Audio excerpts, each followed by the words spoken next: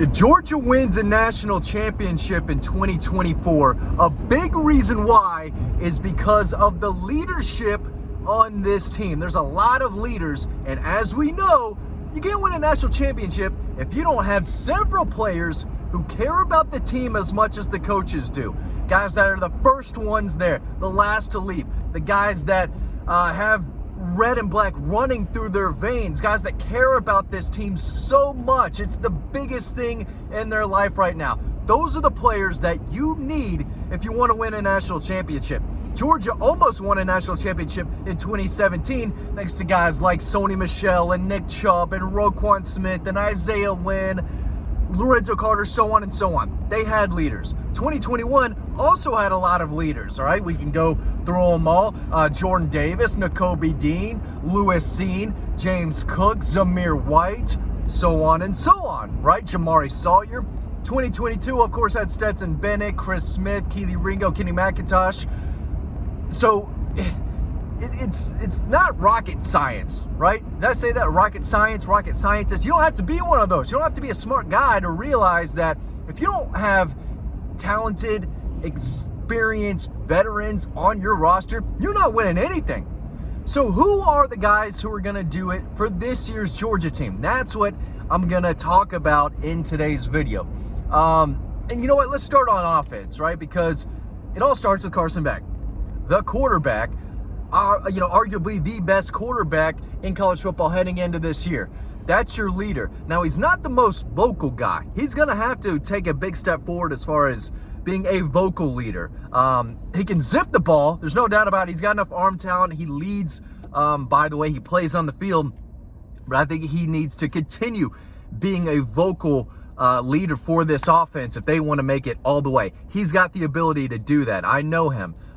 He's a level-headed kid. He's very confident, but I think he's got to use that voice a little bit more.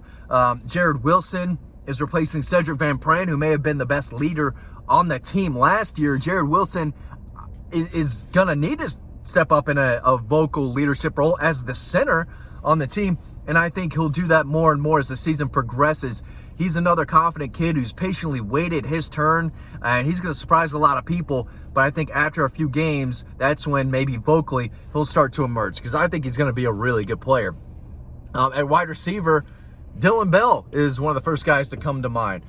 He's been in the program for several years now. He's made a lot of plays, can play running back. Obviously, he's one of the better receivers on the roster and maybe one of the best receivers in college football for this upcoming season. But he's been around a little bit now, so he knows what he's doing. He knows the playbook. He's a guy who I think could turn into a leader, as is Dominic Lovett, who played a lot last year. He was the team's second leading receiver, I believe, last year. Coming from Missouri last year, very successful year at Georgia in his first year, but he's looking to win. He didn't come to Georgia to sit on the bench. He knows he can be developed by James Coley, and he was being developed by Brian McClendon. But he's a guy who, brings some experience, some big playability. He's played in big games. And before I talk about some defensive leaders, you know that one of these guys or several of these guys have to step up, especially this season with how many games are on the road. When they go to Austin, Texas, and they're not blowing them out, if that's a close game, they're going to need their leaders to step up. And by that point in the season, they would have already played Alabama on the road.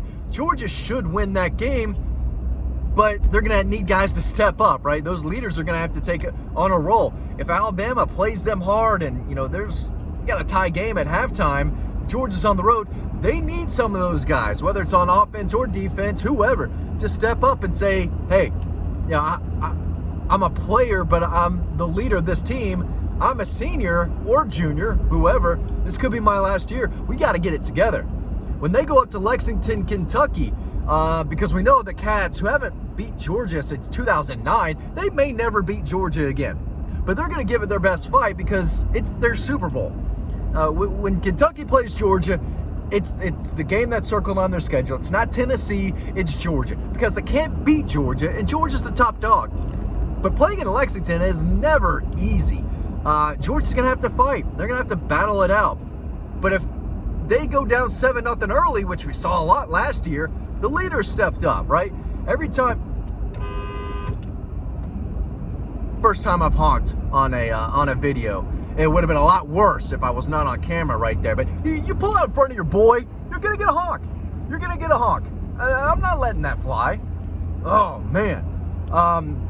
Going back to the video, talking about leaders, talking about the Dogs.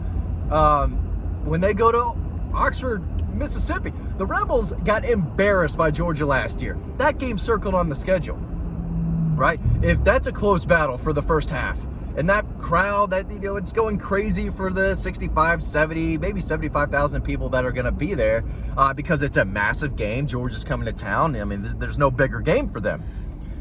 Leaders are going to have to step up. Defensively, they've got a lot on the defensive line. They've got Nazir Stackhouse. I think Warren Brinson is back. So they've got guys. They've got Kristen Miller, who is waiting, you know, patiently his turn to emerge and become a leader. So they've got guys. They've got veterans, on the defensive line. At linebacker, Small Munden is the guy. He's the older, experienced guy. Inside, Chaz Chambliss on the outside. But both of those guys are quiet. They're not overly, you know, or outwardly vocal normally, right? Chaz Chambliss, quiet guy, just wants to hunt and fish and play ball. Small Munden normally keeps to himself, right?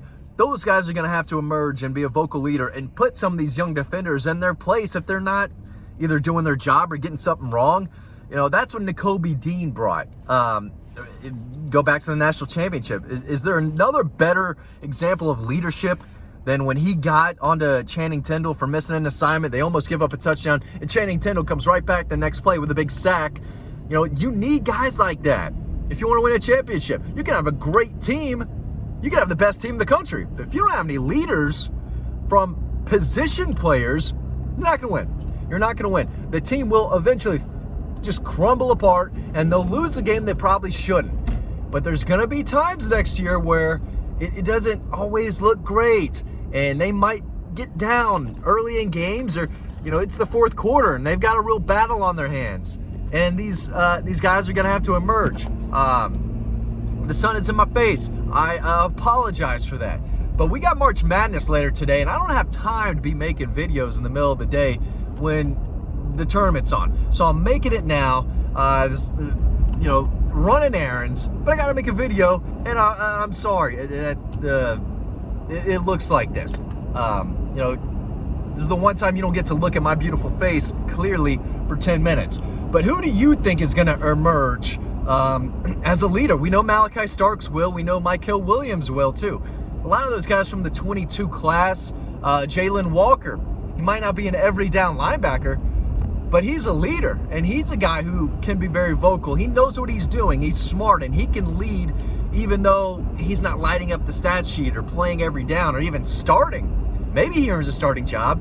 I think CJ Allen will be a leader on this team, maybe by the end of the season. But at a place like Georgia, you don't want to ask a sophomore to be a vocal leader. That's great if that's that particular type of guy, but you should have veterans and guys with plenty of experience on the roster to, you know, play that role and be that guy where you can yell and, you know, get after your teammates if you need to.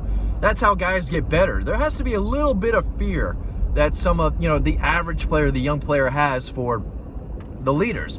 None of them want to piss off Kirby Smart and their coaches, but it needs to be a point where no one wants to piss off Carson Beck or Malachi Starks or, you know, Nazir Stackhouse. I can tell you, last year, no one wanted to make Cedric Van Pran angry. No one wanted to make, you know, Nakobe Dean mad, or Quay Walker, or Keely Ringo, or Chris Smith defensively. So guys are going to have to emerge, and I think Kirby knows that. He's starting to see it already, because this happens in the spring.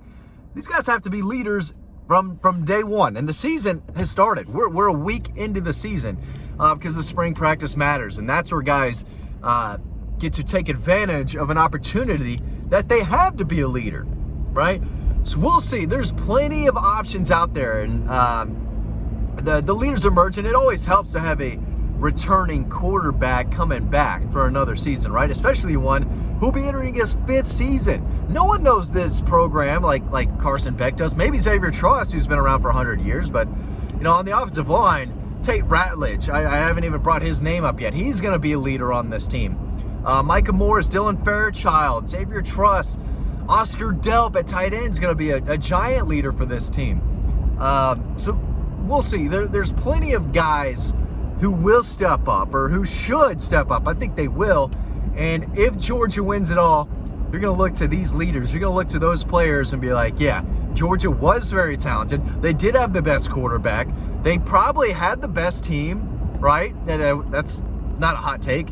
But they won because the leaders stepped up, both on the field and in the locker room. This season is going to be up to those guys. And if they win it all, you can thank those experienced veteran leaders for it. Thanks for watching this video. You can read more about these players and others on Dawg Post. You can sign up to our free newsletter. That link is down below. Appreciate you watching this video. Hope you enjoyed it. Sorry about the sun being in my face for half the video. Some of you might care. Some of you are glad that the sun was all in my face. But I appreciate y'all watching. Thank you very much. Hope you enjoy the next video, and I'll see you on the website.